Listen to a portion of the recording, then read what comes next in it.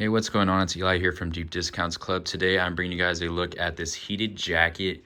This is a very high quality jacket. It feels very nice. It's not very thick at all. It's like a normal thickness for a jacket, so you don't really have to worry about this thing being way too bulky with all the heater elements inside it and stuff. It comes with this power bank that powers up the jacket. You can also plug your phone in and charge it. This is 16,000 milliamp per hour, so this is huge.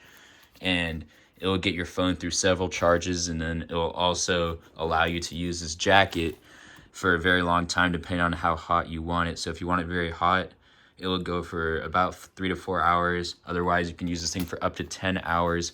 There's heating zones in the front, there's a big heating zone in the back, and there's also heating zones on each of the sleeves. These are the power buttons right here.